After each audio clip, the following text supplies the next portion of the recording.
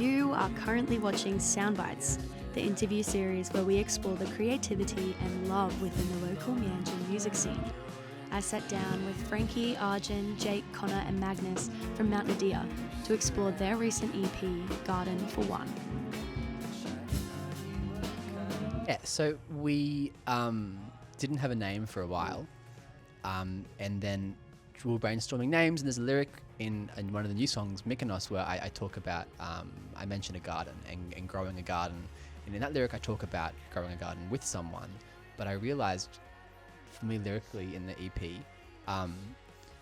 a big theme of it was being in a relationship, then getting scared of the intimacy and isolating, and kind of romanticizing the isolation by thinking about it as kind of growing my own garden, which is a positive, good thing in so many ways. But there's the downside to that, where you isolate too much and spend too much time focusing on your garden, and you can lose connection with community, and it can be detrimental. And I think the whole EP for me, lyrically at least, is about growing that garden for one, and the beauty and the perils of that. This is just my iteration of it, but your songs really grow like a garden, I sort of thought. Like, a lot of your songs really have that build, which I really, really enjoy. Something else that I've really enjoyed is the like kind of blocky illustration that you've had, the really colourful single covers. You're kind of telling a story with those illustrations, and it kind of mixes in with the grittiness and dreaminess of your music as well. What's the thought and design process for these covers? Shout out Sarah Logie. Sarah Logie designed all of them, and they're incredible. I'll just add, I think what was cool is we just gave her some vague ideas about, like, for the first one, say for Hero Worship, we wanted some kind of boy or androgynous kid, and some other elements we gave her, and some kind of vibe, and we gave her the song to listen to, and then she just made something really cool from there. We bounced back and forth with ideas, and we slowly got it to where it was. Yeah, I think definitely with all of our music, I think from the very beginning, growth has been such a like major element. I mean, like the first EP is called Growing Pain, and then there's so much about growth in this one, Garden for One, kind of like growing on your own. So I think the story kind of told in the cover art, you do see the growth of this androgynous character, which I think kind of sets the tone for, I guess, a lot of the elements that Frankie kind of lyrically discusses, and I guess us as a band as we kind of go through as well. I think it's the EP cover. But I do remember when we were kind of talking about that, one of the ideas around it, and sort of reasoning in my head was thinking we had like physical leaves on the EP cover. But I remember the sort of discussions in my head. I was sort of talking about how that might sort of bring to life, like we've kind of told this story, and the images are kind of have this tarot card kind of feel to them, and then as the sort of EP sort of amalgamates into the sort of full story, there's a bit more depth with like physical media. And I think it kind of, we tried to lean into that sort of worn look. I feel like that kind of speaks a bit to how we sort of see the EP as a whole. Have you thought about taking it like a step further and creating like physical media, like records or CDs? Yeah. That would be sick. Yeah, I'd love that. We'd definitely love to do vinyl. It's more just budget constraints. So if people are listening and they like want vinyls, let us know, because if we get people that are like, yeah, we're keen, like we'll for sure do it. But yeah, the money running tight.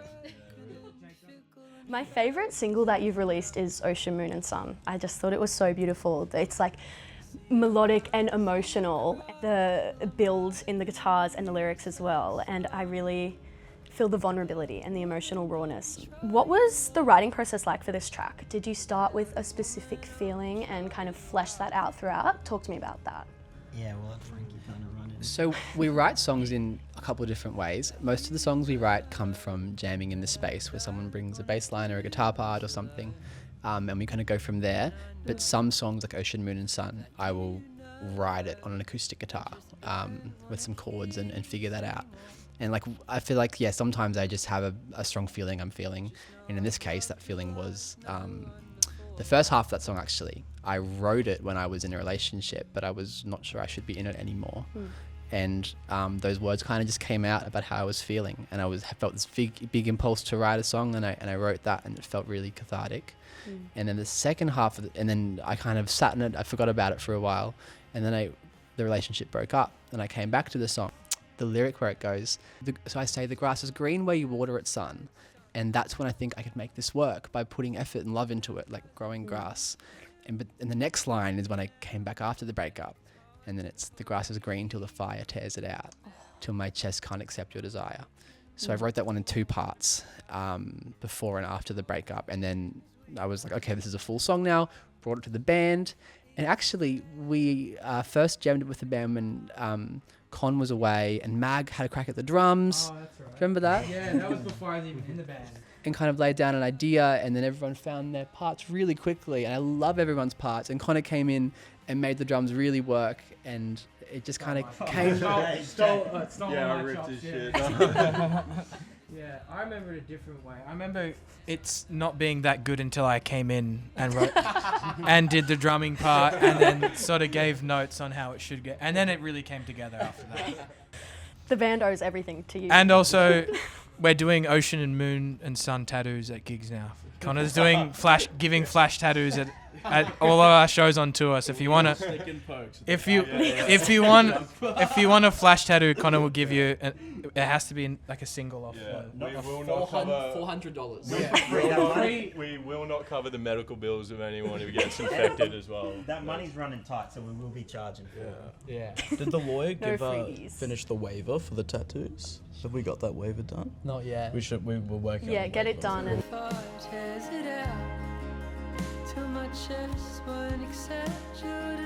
what are your artistic influences when creating the world of Mount Nadir? Not just sonically, but also kind of in terms of like values and ethos, and bringing that to the table. Who are your biggest influences I love in that that question, realm? so thank you. I think one thing that maybe Frankie is being a bit humble about is that their sort of lyricism and imagination really brings, like, we all play off of that. It's So the I feel like heart that's and soul, yeah. that's like the foundation of, like, we all bring different things to the table, but I feel like you should start it at least. I'll start this answer. What was awesome and has been like one of the most special things in my life has been coming and joining this band and having had all these different influences come together. And my influences are more like folky and rocky and major chordy. And to come and link with these guys who have a much broader and I think interesting taste in music than what I had before I joined the band. And so they just, I don't know, bring these sounds and these chords and these ideas that often I'm like, this doesn't resonate with me, or I'm like, how do I even make this work with what I know about music? But then it challenges me. It makes me sing, to these chords I wouldn't sing to usually, or it pushes a song in this direction, which when I first started the band, I was like, it shouldn't go in that direction. But being willing to be like, let's go in that direction. Yeah, move and hear each other's influences. Yeah. And kind of move like almost water. This is what like I think when I think of creative processes, and when a bunch of people are collaborating, you kind of got to be really like flexible and move with each other. Otherwise, it's not going to work. And we had a trouble with that at the start. Like we were all, I remember me and Jake especially, I think we would have ways that we think the song's going to be, but we've gotten really good at being able to like, all right, we're going in this direction. And the one other thing that I'll say is we all started the band as not very skillful musicians. So I think it came from a place of all loving music, all wanting to be in a band together, all loving playing live, and slowly learning these skills and acquiring very talented musicians along the way. As well as not you. As well as when Jane was in the band, a great guitarist. And it's come from a place of this like simple music lovers who got better skills together and just love playing together, and this family-ish kind of naive, excited feel to it, which has never quite gone away, I think. Yeah. I think one thing that I do enjoy is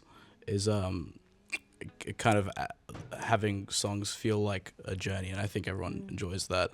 I feel like even if we do have a lot of our songs do follow like sort of pretty classic structures, I feel like all of us have got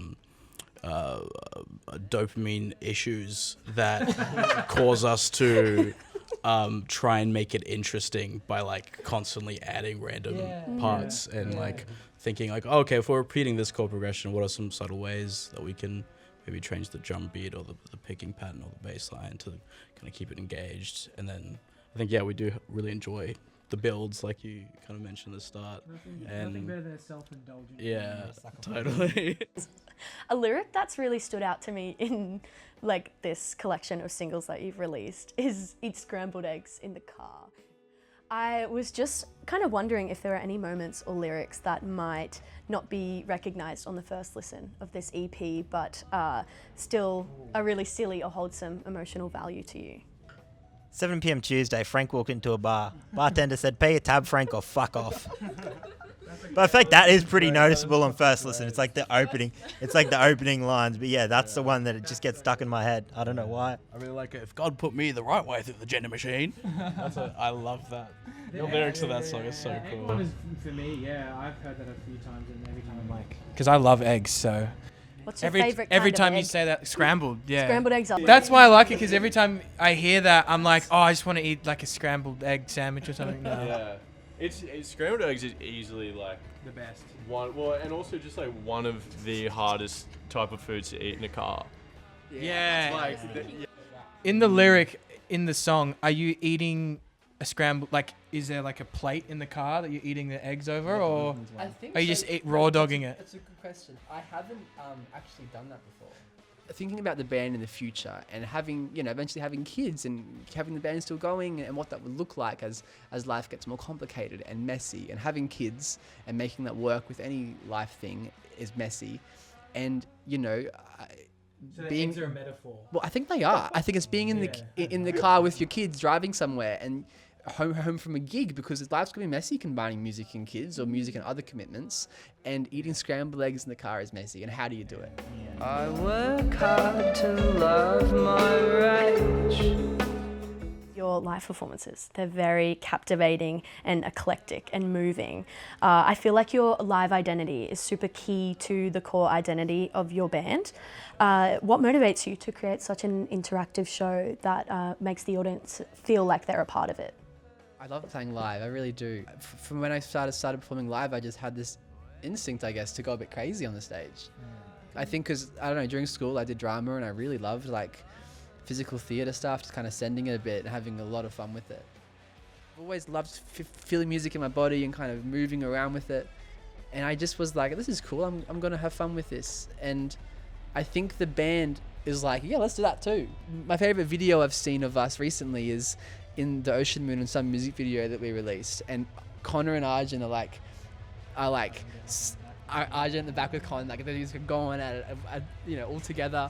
And a recent song, a new song, Adore, Michael's song, Adore we have. Michael's song in brackets, Adore, for Arjun's friend Michael, who he wrote the... He's still alive. He's still... Move to London. But in that song, there's this awesome part where the whole band is like in sync, like sending it. So I think as we've started performing, we just realize it's really fun to send it on stage. Yeah. I think having fun's kind of like the main thing. Like if you're not enjoying it, then I don't think anyone else in the crowd is going to be enjoying it. And there's this video I saw actually from the Radium Dolls. Shout out the Radium Dolls, Will. He said in this quote, he said, "You're either going to love it or you're going to hate it, but like you're going to remember the set." And I feel like that's kind of the intention that I kind of want to give every time. Like if you're just going up and like not putting everything you have into it and just kind of like having fun, then it's like people just won't remember you. It's just kind of like it's another set, you know? If you try to take yourself too seriously and try to plan everything out on stage, it just looks robotic. So the thing is, sure. just the very scat element of just like, who knows what's going to happen, but let's not take ourselves too seriously and let's just have fun with it. Yeah. How do you maintain and bring that ethos into studio recordings and kind of translate that? Interesting. Good question. I think on this EP we were definitely just a lot tighter as a band. So the songs definitely feel a lot more live. But I still think that kind of trying to capture what we play live and then trying to capture how we do it in a recorded setting, we're still kind of like working that out. But yeah, I definitely think on this EP we got a lot closer to how we feel it sounds live. Obviously, we haven't heard ourselves live.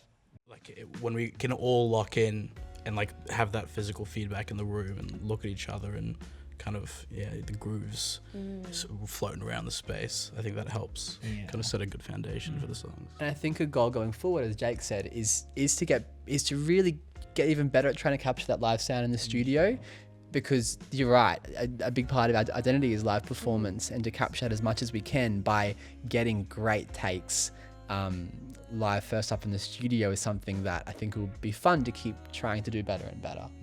I think the cool thing about like playing in a live show, you get to like workshop like you said, songs that haven't been released yet. And like there's definitely been a few songs that we started playing live that when we tracked, like especially with our guitar parts, like Clandestine, we were doing this like syncopated part live, where when we finally got to the studio, I'm like, that's really cool, we should do that. Like we should try to replicate this sort of bouncing back and forth.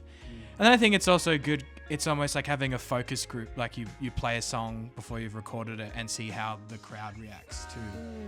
And you can see like the parts of this song where they're, it's maybe lacking, or parts where it's like, oh wow, people are really getting into this and it's the first time they've ever heard it. So I think that's really the beauty of like being able to play live, and you get to actually demo the demos to like the crowd. So I think it's another valuable thing with playing live, and like, having that like instant feedback almost from the crowd. And to like bounce off of that, I feel like a lot of my favorite moments in like playing live are when I definitely agree with everything Magnus said, but to extend on that, some of those moments where I completely forget about the crowd and I'm just like with all of you guys on stage, and I'm like really, we're all actually moving. You can tell we're moving because we kind of need to. That's like part of how to play the part, and it just feels so nice. And I feel like that feeling, I think of this one point in Adore, it's like Michael's song, sorry.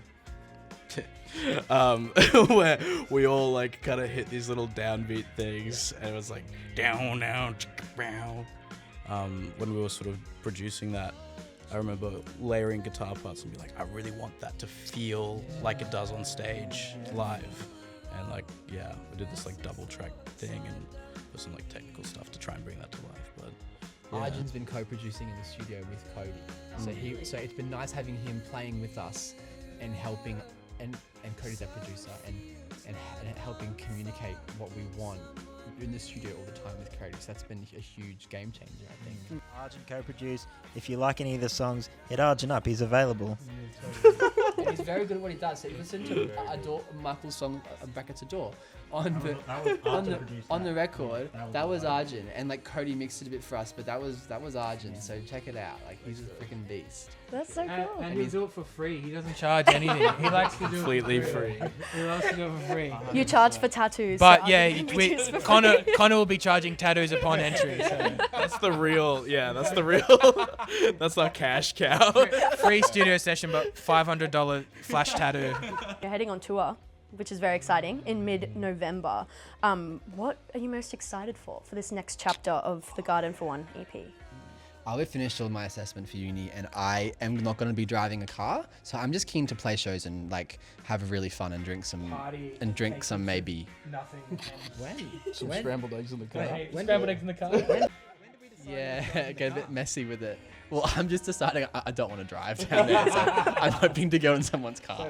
We should discuss this. Flying first class and That's how we do it. Yeah. That's what I'm excited for, to just have a fun, free, bloody time and just play shows and be somewhere new where you're not thinking about work the next day. I don't know. That's what I love about tour. Yeah. You're somewhere new. There's lack of responsibility. You can really have a fun time with it. You got excited for tour. Connor's flash tattoos. Connor's flash tattoos to play some fucking rock and roll shows. Hell yeah. No, I love playing shows. We haven't played Melbourne in a bit, and then we haven't played Sydney, and it's just such a buzz to go to a show in a place that's like, I guess, not that far, but like to go to Sydney and have people there that are just like, oh my god, we love your music, and it's like you have no clue who they are, but you're just like, that's crazy. Then you go to Melbourne and people are like, oh, we like love your stuff. It's just like, it's a really cool feeling. So yeah, but we also, it's super cool to get that in Brisbane as well. So yeah. just keen to play shows. It'd be different because we have such like a close, beautiful local scene here, which I think like everyone really lifts each other up, is what I've kind of observed from all the bands gigging. So it'd be different to go to a new place where you don't know the bands so much. Who have you got opening for you? We've got Dog Door and Red Moon Cowboy in Melbourne, and then Oniera, hopefully I didn't butcher their name, but you can check them out on Instagram. They'll be in our little tour poster. Yeah, they're going to be opening for us in Sydney, who are all super cool bands, so keen to play with them as well. It's been cool how willing those bands are to be like, yeah, we'll play with you. Like, it's been cool being able to be like, do you want to play with us? And they're like, yeah. So it's just, I don't know, it's always nice. We've had lovely experiences. You make it sound like playing with us is a bad thing. No, but really smelly. I think what I'm saying is we've had lovely experiences of being away, finding bands to play with us, and just, I don't know, bands are just lovely. Creative people are lovely, and it's nice to vibe with new types of those people in different cities.